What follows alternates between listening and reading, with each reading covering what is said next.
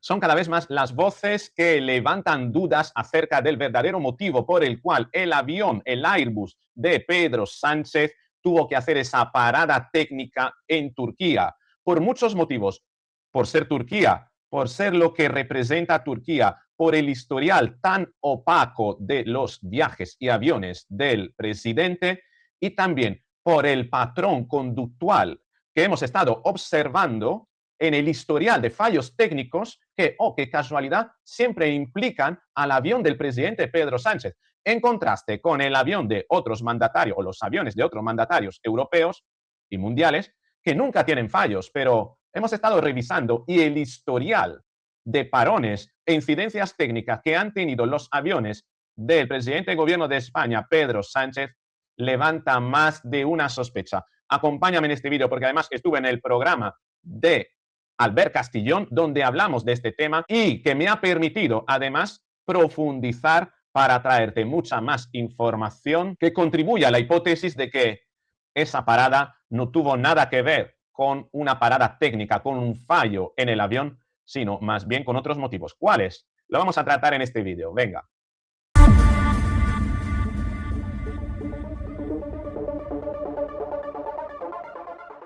Antes de entrar en materia, quiero mostrarte una noticia que ha aparecido hoy porque es cuanto menos curiosa, ¿no?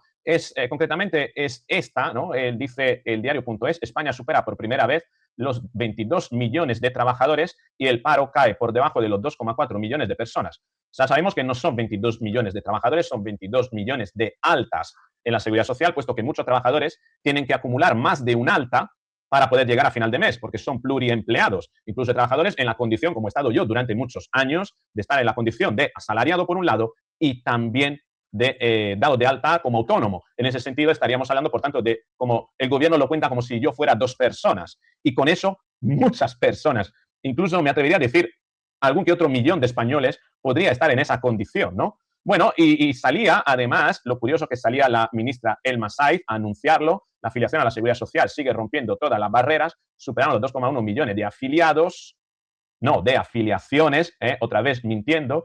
Lo curioso es que ya no sale ni siquiera Yolanda Díaz, ministra del Trabajo, a dar esta información porque ha sido prácticamente apartada, puesto que ya no formará parte del próximo proyecto de gobierno ella, ¿no? Pues o seguramente lo estará, pero ya entrando dentro de las filas de la PSOE para poder seguir viviendo del cuento, ¿no? Pedro Sánchez también diciendo lo mismo, el empleo bate récord en abril, el paro cae, por primera vez desde 2008. Lo curioso es lo que no cuentan es esta otra información que me ha llegado que es terrorífica, que más de 700.000 hogares que se han beneficiado del ingreso mínimo vital en los últimos 3 años trabajan al mismo tiempo que lo cobran. Es decir, que hay 700.000 hogares o personas, no se entiende muy bien, que al igual que reciben el ingreso mínimo vital, también trabajan. Y aquí no me quiero referir a quejarme de decir, oye, ¿cómo puede ser que el gobierno, el Estado da dinero a gente que está ya trabajando? El problema aquí es que hay gente que trabaja y cuyo empleo no le da para llegar a final de mes y que lo tiene que complementar con un ingreso mínimo vital. El gobierno anuncia que más de 700.000 hogares, dice el economista, se han beneficiado del ingreso mínimo vital en los últimos 3 años y que trabajan al mismo tiempo que lo cobran. Es decir, hay gente que prácticamente vive en la pobreza, que no consigue encontrar un trabajo con el que llenar todas las horas del día y, por tanto, tiene que encontrar un segundo trabajo para llegar a final de mes, contando, por tanto, como si fueran dos personas que trabajan, y aquellos que no encuentran un segundo trabajo, pues tienen que hacerse con el ingreso mínimo vital para llegar a final de mes. Esto no es ningún logro, es una señal de empobrecimiento galopante de este país. Más aún si consideramos que el gobierno extiende el ingreso mínimo vital desde hace un mes a los mayores de 30 años que no se han emancipado. Es decir, que encima el gobierno pretende extender el ingreso mínimo vital a más personas, es decir, crear más personas rehén que vivan del dinero de la paguita del Estado o que la necesiten como complemento para llegar a final de mes. España no va como un tiro. España va cuesta abajo y sin frenos. Te lo venden como que hay 22 millones de trabajadores, pero no es así. Hay casi 1 millón de ellos que necesita, a la vez de trabajar, necesita un ingreso mínimo vital.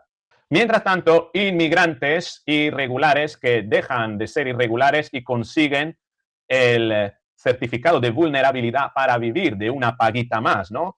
Este es el caso de esta persona que dice se acabó la depre informe de vulnerabilidad en mano. También es cierto que hay muchas personas que se dedican a trabajos como las proveedoras de servicios de Ábalos, que se dedican a trabajos que no pueden ser dados de alta en la Seguridad Social, y es mucho más fácil para esas personas, además, tener el certificado de vulnerabilidad, además de seguir cobrando, de ofrecerse, ¿no? Y ofrecer sus servicios, ¿no? No sabemos si esta es una de ellas, pero mientras tanto, Portugal pone el freno y se blinda, pone protección, se pone un condón fronterizo contra España para evitar los efectos colaterales de esa legalización de irregulares, ¿no? Titulaba la Gaceta: Portugal aprueba una reforma a la ley de nacionalidad que exigirá 10 años de residencia para optar a la misma. Mientras tanto, falta dinero para resolver el problema de las carreteras. En España, decía el Confidencial, 111 euros al año el coste por cabeza para solucionar el mal estado de las carreteras. El déficit acumulado de 13.000 millones busca soluciones.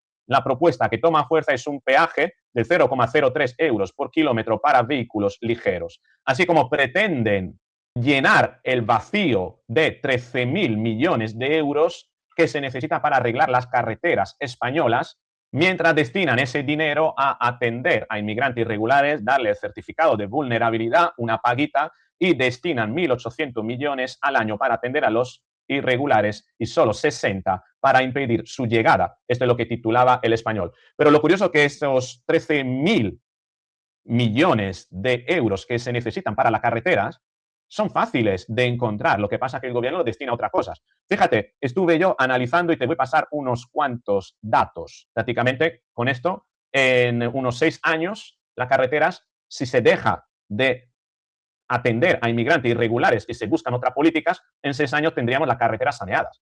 Pero es más, si dejamos de dar todo el dinero que el gobierno da en ayuda oficial al desarrollo, todos esos fondos de cooperación que se van de España hacia otros países, aquí tenemos unos 4.550 millones al año, 4.500 millones de euros al año que el gobierno de Pedro Sánchez da a otros países.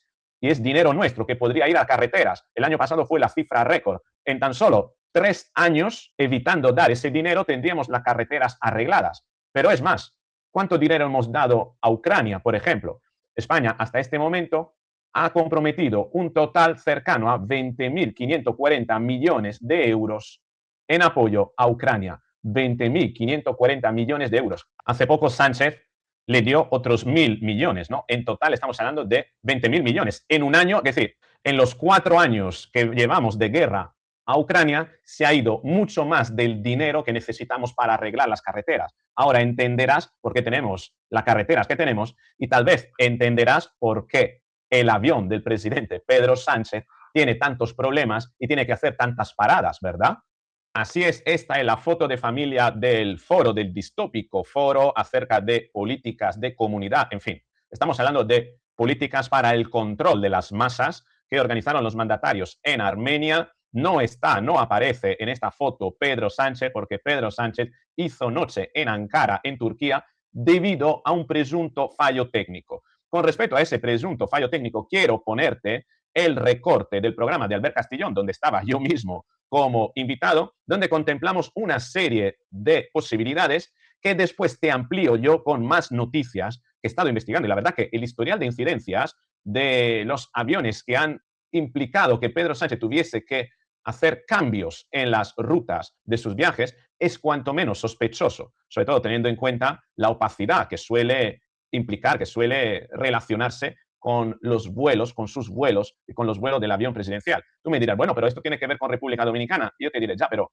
qué curioso que precisamente Turquía es considerada la República Dominicana del Mediterráneo, un lugar a donde los vuelos de Venezuela, de Delcy Rodríguez, los aviones de Delcy Rodríguez y de Nicolás Maduro viajaban a menudo precisamente llevándose, se habla de oro para fundirlo y depositarlo en Turquía. Se habla de que Turquía era el país, es el país a donde precisamente el régimen bolivariano ha enviado sus riquezas y donde además, a donde iba a residir Nicolás Maduro en un pacto previo que le ofreció Estados Unidos antes de capturarlo. Es decir, que tenía, ahora lo veremos, tuvo un pacto, ahí se le ofreció la posibilidad de irse a Turquía o ser capturado, no quiso irse a Turquía y al final pues fue capturado. Y oh, qué casualidad que se trate también de Turquía, un país con Erdogan, muy afín a Pedro Sánchez, a la agenda de Pedro Sánchez en cuestiones relacionadas precisamente con China y con Irán. Es decir, que hay muchísimas sospechas,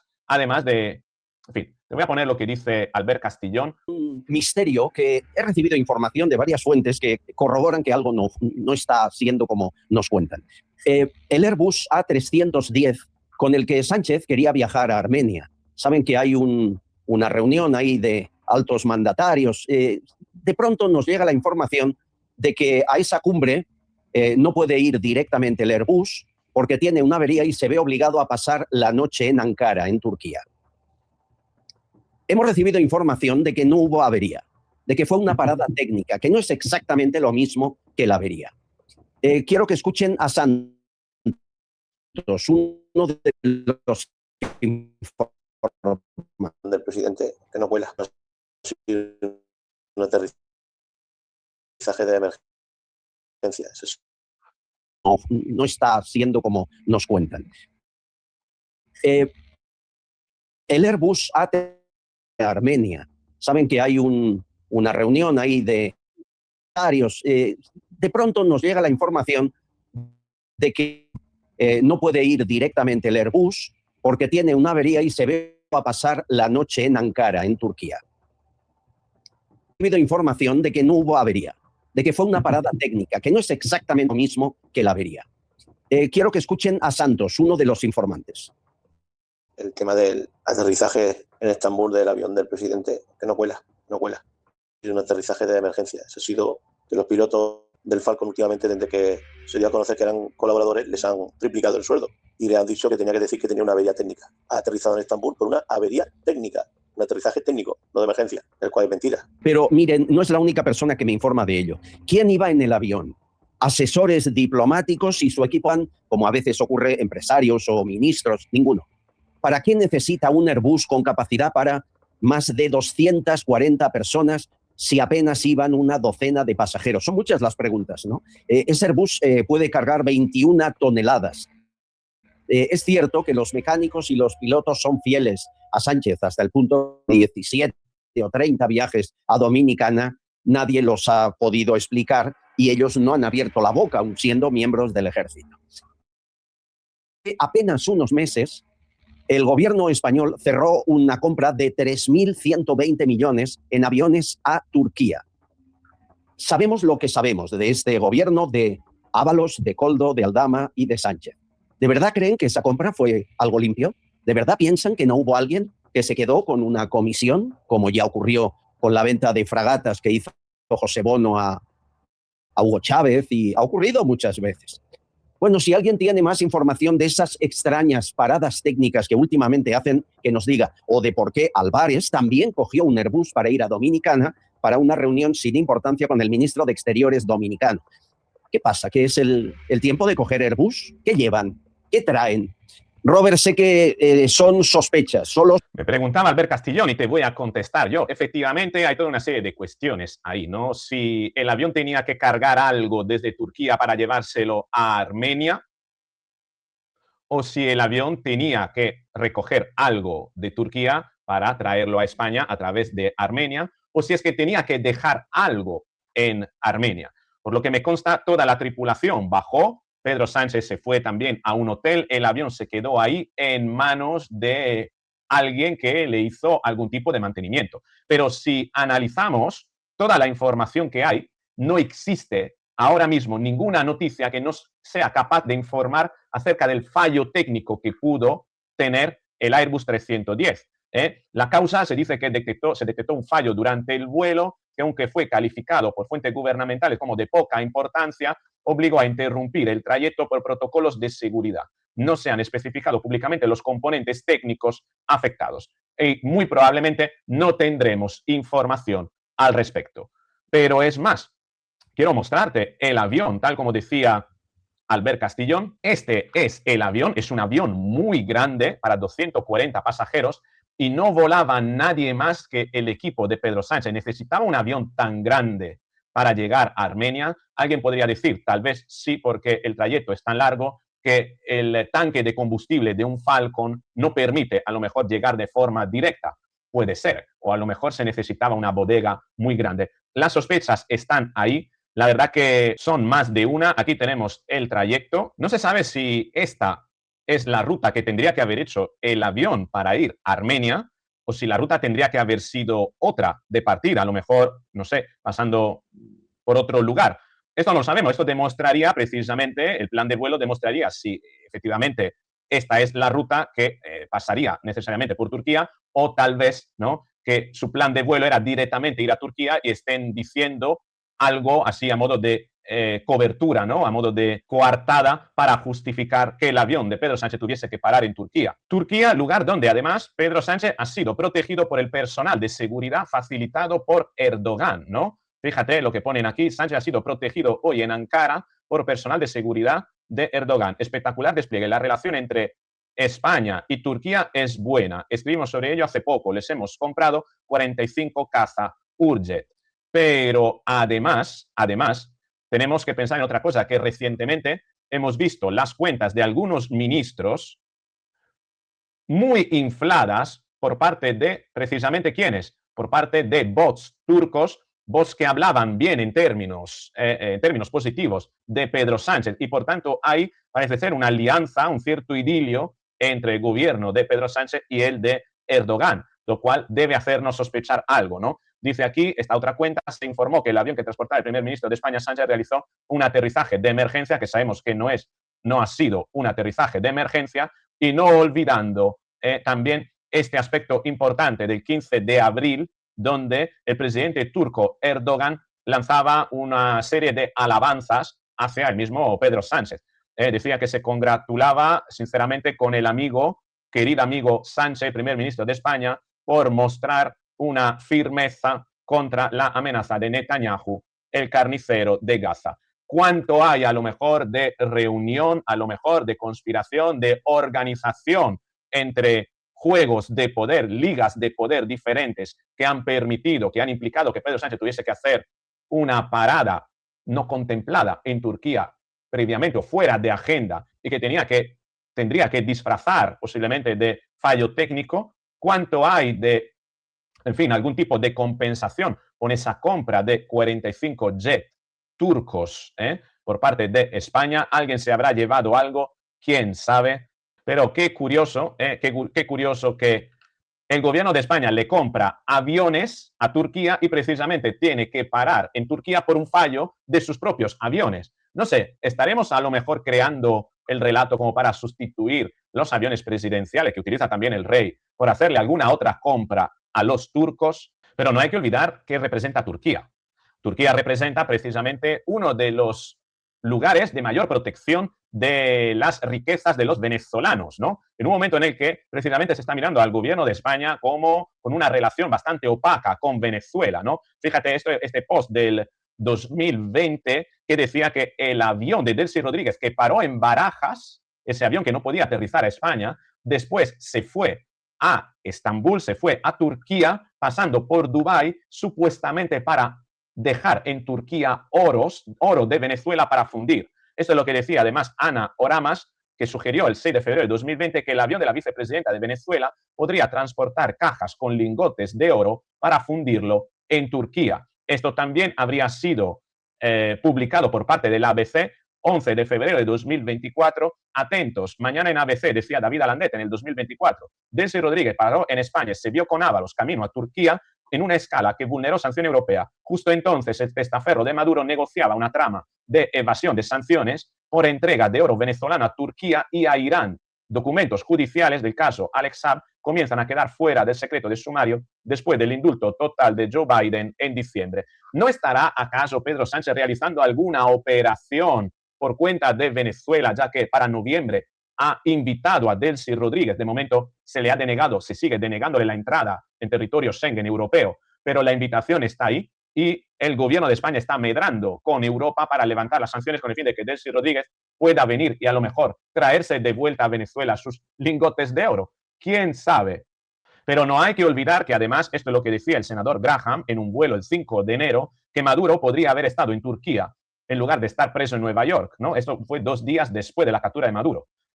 dice que Graham que Maduro solo puede culparse a sí mismo. Le dieron una vía de salida, él decidió desafiar a Trump y el ejército estadounidense ahora lo ha llevado a la cárcel. Es decir, que se estaba trabajando para que Maduro fuese a Turquía.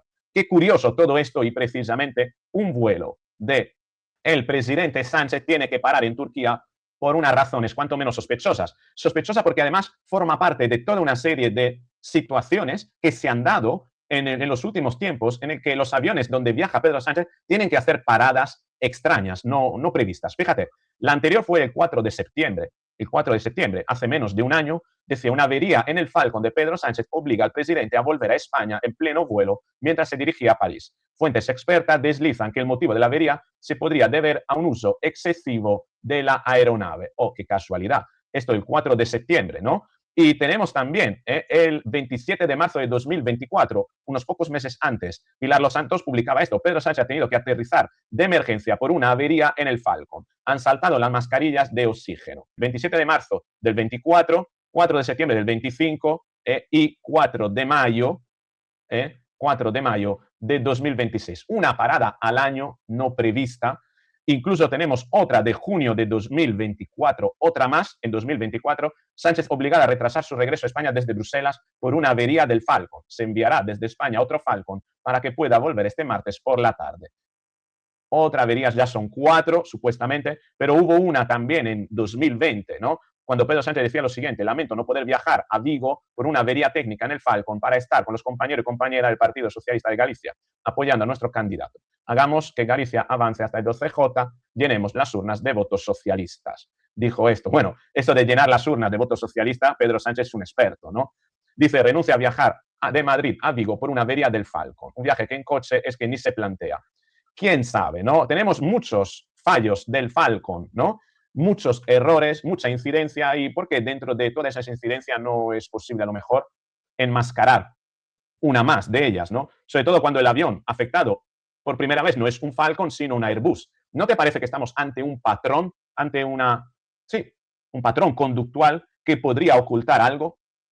¿Debería el Partido Popular y Vox deberían pedir información, pedir un informe técnico de qué labores o qué trabajo de mantenimiento se ha practicado en el Airbus en Turquía, pedir las facturas, deberían pedir incluso el manifiesto y la lista de elementos que albergaba en la bodega?